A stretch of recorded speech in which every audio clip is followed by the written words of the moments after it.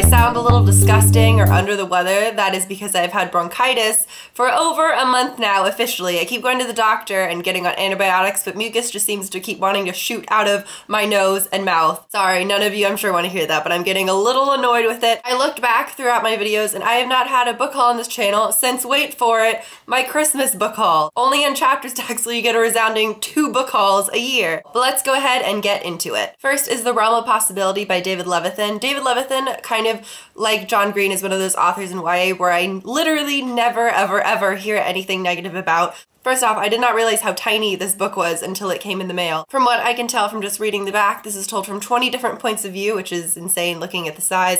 In high school, I actually saw David Levithan at the National Book Festival the year before last. See, I didn't meet him or have him sign a book because that felt just like a lie because I haven't read any of his, but I'm excited to get into this. You guys know my favorite author probably of all time is Gillian Flynn. She wrote Gone Girl, Dark Places, Sharp Objects, and because she only has 3 books out and I've read all of those and I need my dosage of Gillian Flynn, but it's just not coming anytime soon, I thought I would look up what her favorite books were, and I went ahead and got 3 books that she highly recommended. First is Dare Me by Megan Abbott, which if you look at the cover, does that remind anybody else of True Blood? She described it as essentially Lord of the Flies in a high school cheerleading team, which does actually sound kind of fantastic. A new young cheerleading coach comes to the queen, which kind of ruffles the feathers of the queen bee, who's the captain, and then a suicide takes place, and it's about one of the other girls also trying to investigate what actually happened. Next is A Simple Plan by Scott Smith. I've read one Scott Smith book before, and that is The Ruins, which will make you terrified to even set foot on grass. That is a horror novel and one of my favorites of all time. This seems to be much more of just a straight up thriller. It's a very classically kind of simple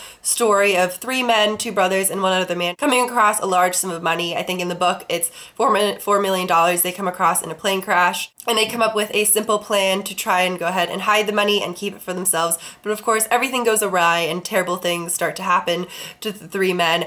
From the reviews I've read, it just seems like it has fantastic characters and great twists, and I think it'll be a really good, fun summer read. This next book definitely seems like a strange one, and that is Mark Siegel's Sailor Tween or The Mermaid in the Hudson. If I can remember what Gillian said, this takes place in the 19th century and is about a sailor who comes across a wounded mermaid. I was a little confused because when I opened up the package, right up top it says, a gripping novel with compelling characters enhanced by haunting, erotically charged drawings. And I thought to myself, why are there drawings in this book? Is it like Harry Potter where it's one above each chapter? No, it's actually a graphic novel. It's not shaped like one. Whoa, that's a lot of nipples. So it's just shaped like a regular book. I had no idea this was a graphic novel, and I don't tend to read too many, and it was actually a pleasant surprise, and it seems very strange.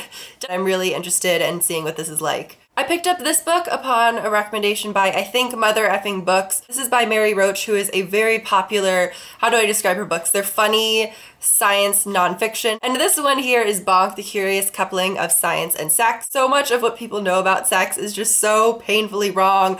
Most people don't even understand what a hymen is. I thought I'd go ahead and read this because I was raised in a really Catholic family that taught me nothing about it besides don't have it. But I, for one, like to be educated, so I thought I would go ahead and read this. To give you an idea of what this talks about, it says, devoted the past 2 years to stepping behind those doors. Can a person think herself to orgasm? Can a man get an erection? No. Can a dead... I hope so. No, it's can a dead man get an erection? Is vaginal orgasm a myth? Questions like that are being answered in this book, so can't wait to see what she has to say. Next, I picked up 2 Kurt Vonnegut novels because he's the favorite author of one of my really good friends, and I definitely trust his taste in books, and I've obviously heard so much about Kurt Vonnegut. It just seemed to be sort of like, not new, but sort of modern classics. So I picked up Cat's Cradle and Slaughterhouse-Five, and I should say most of these books are used. I bought them from half.ebay.com, so you don't necessarily know what the covers or anything is going to look like, besides if it says the quality is excellent to bad or something like that. But I was really excited to see I got this edition because I just think it's so pretty. And I'm not even someone who cares at all about what books look like, but I just really love this cover. Next is Deathless by Katherine M Villante. A while back, I read the first 150 pages of this or so, but had to return it to the library, and it was just some of the most beautiful and lyrical writing I have ever read. This is a take on Russian folklore, and the story is of a girl who is taken by, I'm not sure how to pronounce his name, so I'll put it here, but in Russian folklore, he is essentially death itself, and a girl is taken as one of his many brides. I could be wrong, but I think this is the only book that she has out, but she's one of those authors that I can see myself literally reading anything she writes, not not because I necessarily love the plot, even though the plot of this does interest me, but just because her writing is just so fantastic. And finally is Wonderlust, A Love Affair with Five Continents by Elizabeth Eves. I'm interested in reading this because of Owls Say Hoot, or her book channel here, I think, is Kaylee Reads.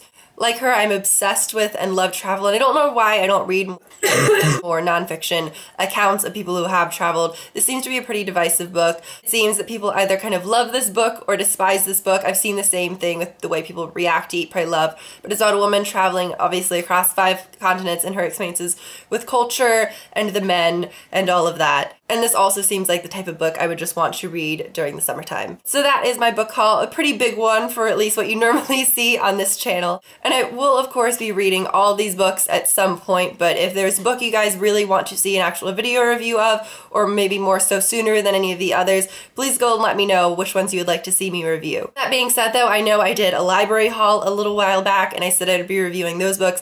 I already reviewed Perfume, The Story of a Murder, and I'm gonna have a YA reads because I've almost done reading 3 YA books from that haul, and I'll have that up probably as my next video. I will get to reading House of Leaves, I promise, but that is just massive and I know it's going to take me a while to get through, so I just want to get that up and then I'll get to House of Leaves because so many of you said you're interested in me reviewing that. I think that's it. If there are any books you guys would like just to randomly recommend to me, I'm obviously open to that, and I'll see you guys soon. Bye.